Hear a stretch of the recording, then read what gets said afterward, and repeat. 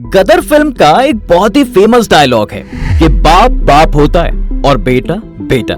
पाकिस्तान के बारे में सोचकर आज हमें वही डायलॉग याद आ रहा है। दरअसल पाकिस्तान हर साजिश की स्क्रिप्ट तो अच्छे से तैयार करता है साहब, लेकिन सिर्फ कागज पर। जब उसे पर्दे पर उतारने की बात आती है तो भारत उससे 2 कदम आगे ही होता है। ऑपरेशन जिब्राल्टर में भी उसके साथ यही हुआ। वो कश्मीर जीतने निकला था, लेकिन नौबत लाहौर गंवाने तक की आ गई। आखिर क्या है ऑपरेशन जिब्राल्टर, जिसकी शुरुआत भले ही पाकिस्तान ने की थी, लेकिन उसे एंड किया भारत ने। इस वीडियो में जानेंगे पाकिस्तान की हार की एक और कहानी, जिसे आज तक पाकिस्तान ने अपने देश की जनता से भी छिपा कर रखा है। बने रहिए वीडियो के एंड तक। देखिए, बात तो हम सब जानते हैं कि दोनों देशों की लड़ाई अगस्त 1947 से शुरू होती है, जब मजहब के नाम पर भारत पाकिस्तान अलग अलग मुल्क बने और कश्मीर ने उस समय किसी एक देश के साथ जाने की बजाय अलग रहने का फैसला किया। लेकिन पाक की नजर हमेशा कश्मीर पर थी। इसी मकसद को पूरा करने के लिए 22 अक्टूबर 1947 को पाकिस्तान से हजारों कबायली या लुटेरों से भरे सैकड़ों ट्रक कश्मीर में घुस जाते हैं और वो कश्मीर के अलग अलग हिस्सों पर कब्जा करते चले गए। आखिर में जम्मू कश्मीर के महाराजा हरि सिंह ने भारत से मदद मांगी और जम्मू कश्मीर का भारत में विलय कर दिया। इसके बाद भारतीय सेना ने कबायलियों को खदेड़ दिया, लेकिन तब तक बहुत देर हो चुकी थी। कश्मीर के बड़े हिस्से को पाकिस्तान ने कब्जा लिया था, जिसे पाकिस्तान अधिकृत कश्मीर यानी पीओके कहते हैं। हालांकि उस समय पाकिस्तान की पूरे कश्मीर पर कब्जा करने की हसरत अधूरी रह गई, लेकिन 1960 के दशक में पाकिस्तान की ये आस फिर जगी और वो फिर से कश्मीर के सपने देखने लगा। इसकी 2 बड़ी वजह थी। पहली, 1962 में चीन के साथ हुए युद्ध में भारतीय सेना हार गई थी। दूसरी, 1964 में जवाहरलाल नेहरू के निधन की बात भारतीय राजनीति में एक वैक्यूम बन गया था और इसी का फायदा उठाने के लिए पाकिस्तान ने प्लान किया ऑपरेशन जिब्राल्टर, जो 58 साल पहले यानी 5 अगस्त 1965 को लॉन्च किया गया। लेकिन अफसोस, कश्मीर कब्जाने चले पाकिस्तान से लाहौर छीनने की नौबत कैसे आ गई, आइए जानते हैं कैसे। देखिए, ऑपरेशन जिब्राल्टर दोस्तों, इस नाम से ही पाक के मंसूबों का साफ पता चल रहा है। दरअसल इसकी एक अलग कहानी है। बता दें कि स्पेन के पास जिब्राल्टर नाम का एक छोटा सा द्वीप है। जब 8वीं सदी में अरब देशों की सेना यूरोप जीतने के लिए पश्चिम की ओर चली तो उनका पहला पड़ाव यही जिब्राल्टर द्वीप था। यहीं से आगे बढ़ते हुए अरबी सेना ने पूरे स्पेन को जीत लिया था। पाकिस्तान ने भी यही गलतफहमी पाल रखी थी कि अगर एक बार उसने भारत के जिब्राल्टर यानी कश्मीर पर कब्जा कर लिया तो साहब पूरे स्पेन यानी भारत पर दबदबा बन सकता है। ऑपरेशन जिब्राल्टर को सक्सेसफुल बनाने के लिए फुल प्लानिंग की गई। Operation Gibraltar commander in chief और पाकिस्तान के दूसरे राष्ट्रपति अयूब खान के दिमाग की उपज थी। जनरल अयूब खान कभी भारत की थल सेना चीफ जनरल करैयप्पा के जूनियर हुआ करते थे। देश का जब बंटवारा हुआ तो वो पाकिस्तान की सेना के पहले कमांडर इन चीफ बने। अयूब खान को जब ये पद मिला उस समय वो महज 22 साल के थे। उसने ही उस समय पाकिस्तान के मेजर जनरल अख्तर हुसैन मलिक को आदेश दिया था कि इस बारे में आर्मी चीफ जनरल मूसा को भी ज्यादा जानकारी नहीं दी जाए। इस ऑपरेशन के तहत जहां एक तरफ पाकिस्तानी मिलिट्री 40,000 लोगों को ट्रेनिंग दे रही थी, तो वहीं दूसरी तरफ घुसपैठ के लिए खुफिया जानकारी जुटाई जा रही थी। इसी बीच दिसंबर 1963 में श्रीनगर के हजरत बल में स्थित एक मुस्लिम तीर्थ स्थल से पैगंबर मोहम्मद के पवित्र अवशेष अचानक गायब हो गए और इसके बाद वहां अशांति फैल गई। इसी मौके का फायदा उठाकर पाकिस्तान के कुछ लोग वहां घुसपैठ करने में कामयाब रहे। ऑपरेशन जिब्राल्टर में शामिल लोगों को 2 काम दिए गए थे। पहला, कश्मीरी मुसलमानों को भारत के खिलाफ भड़काना और दूसरा, भारतीय सेना की इंपॉर्टेंट पोस्ट और चोटियों पर कब्जा करना। वहीं जिब्राल्टर फोर्स के लड़ाकों को 6 बटालियंस में बांटा गया था और बटालियंस का नाम मुस्लिम योद्धाओं के नाम पर रखा गया था। यानी लड़ाकों को मुस्लिम योद्धाओं के कोड नेम दिए गए थे, जिसमें शामिल थे तारिक, कासिम, खालिद, सलाउद्दीन, गजनवी और बाबर। सभी ग्रुप्स को पाकिस्तान की एलीट स्पेशल सर्विसेज ग्रुप का एक ऑफिसर दिया गया था। फर्ज की माने तो पाकिस्तान से घुसपैठ करने वाले सैनिकों की संख्या करीब 5,000 थी। वहीं कुछ एक्सपर्ट्स का कहना है साहब कि ये संख्या 30 से 40 हजार हो सकती है। जिब्राल्टर फोर्स ने 5 अगस्त 1965 को घुसपैठ की और उसी रात 70 जिब्राल्टर सैनिक जम्मू के गलूटी इलाके में भारतीय सेना के एक दल पर हमला कर देता है, जो उस समय इलाके में गश्त लगा रहा था। इसी दौरान गुलमर्ग के पास पीर पंजाल दर्रा के पास भी दोनों सेनाओं में भिड़ंत हुई। एक तरफ खालिद फोर्स ने कुमाऊं रेजिमेंट के बेस पर हमला किया तो वहीं दूसरी तरफ सलाउद्दीन फोर्स श्रीनगर में दाखिल हो गई।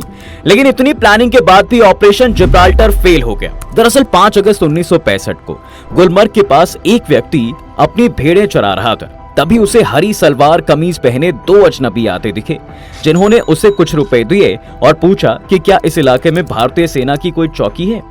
ठीक उसी समय जम्मू के मेंढर इलाके में भी एक शख्स से यही सवाल पूछा गया, लेकिन पैसों के लालच में आए बिना दोनों ने ही इसकी सूचना भारतीय सेना को दे दी। हालांकि पाकिस्तान की प्लानिंग अच्छी थी, लेकिन इसे अप्लाई करने में कई गलतियां हो गई साहब। दरअसल दोस्तों, ऑपरेशन में भेजे गए सैनिक कश्मीर की ठंडी हवा और लो टेम्परेचर नहीं झेल सके और वो ठंड के कारण मर गए। कुछ सैनिकों के पास लड़ाई का कोई मोटिवेशन ही नहीं बचा था। उनकी सबसे बड़ी गलती ये रही कि घुसपैठ करके आए कमांडर्स को कश्मीरी तक बोलनी नहीं आती थी।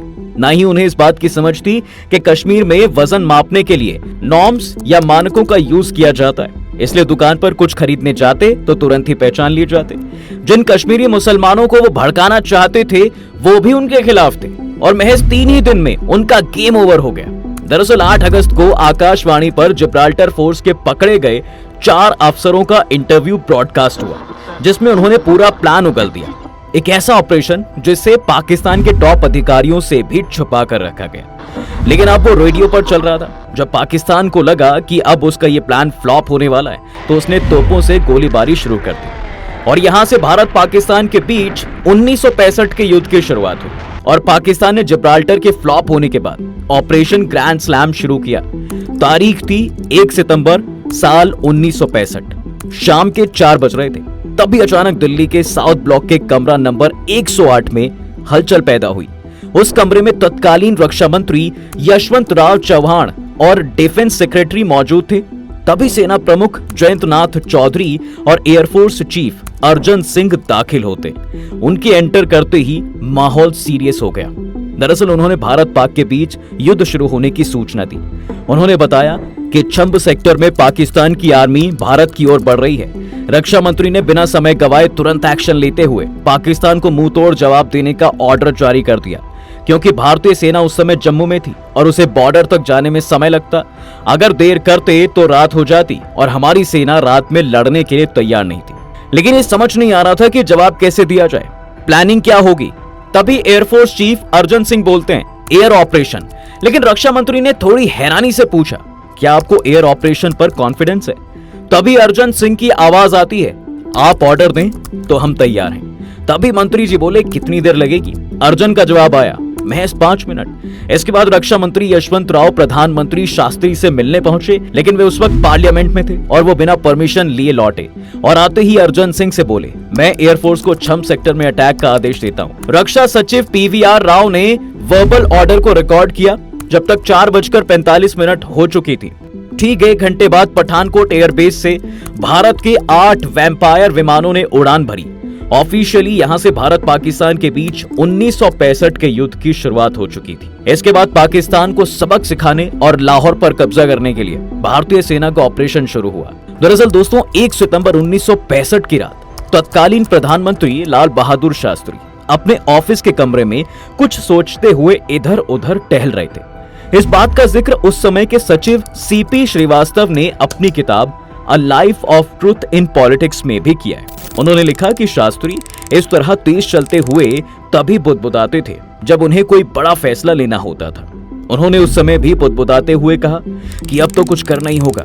इसके बाद उन्होंने अगले 2 दिन यानी 2 और 3 दिसंबर को लगातार मंत्रिमंडल की बैठक बुलाई और पाकिस्तान पर हमला करने का प्लान बनाया, या यूं कहें कि पाकिस्तान के हमले के प्रेशर को कम करने के लिए भारत ने एक नया मोर्चा खोलने का फैसला किया।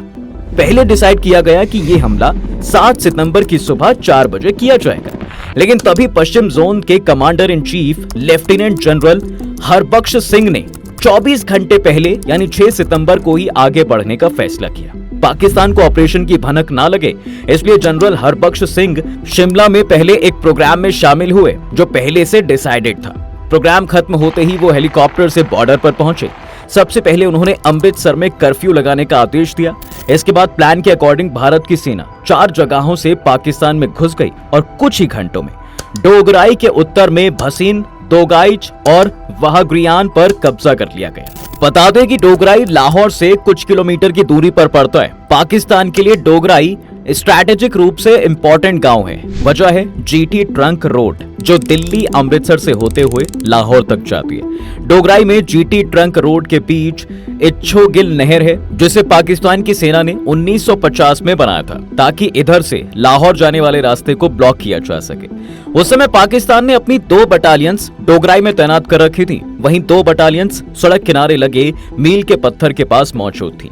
नहर के मुहाने पर हर कदम पर 8 मशीन गन तैनात थी। ये कह सकते हैं कि भारत के 550 जवानों के सामने पाकिस्तान फौज की दुगनी संख्या थी। लेकिन इसके बाद भी 22 सितंबर की सुबह 5:30 बजे तक भारत ने डोगराई पर कब्जा कर लिया।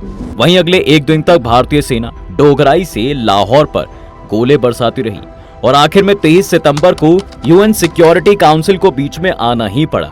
इसके बाद दोनों देशों ने सीज फायर की घोषणा की और युद्ध खत्म हुआ और दोनों ही सेना पीछे हट गई। लेकिन यहाँ पर सवाल यह है, आखिर में जीत किसकी हुई? बता दें कि भारत का 1920 स्क्वायर किलोमीटर जमीन पर कब्जा किया था और पाकिस्तान का 540 स्क्वायर किलोमीटर जमीन पर। पाकिस्तान के 90 से ज्यादा अमेरिकन पैटर्न टैंकों को भारतीय सेना ने बर्बाद कर दिया, जबकि भारत को महज 30 टैंकों का नुकसान पहुंचा। वहीं भारत के 2735 जवान शहीद हुए और पाकिस्तान के 5988 सैनिक मारे गए। दोनों ही देशों ने जीत का दावा किया, लेकिन डिफेंस एक्सपर्ट की माने तो दोनों ही देश अपने मिलिट्री पर्पस को पूरा करने में फेल हुए। दोस्तों, आपको क्या लगता है इस युद्ध में किसकी जीत हुई है? कमेंट जरूर करें। वीडियो को लाइक, शेयर और सब्सक्राइब करना चैनल को बिल्कुल ना भूलें।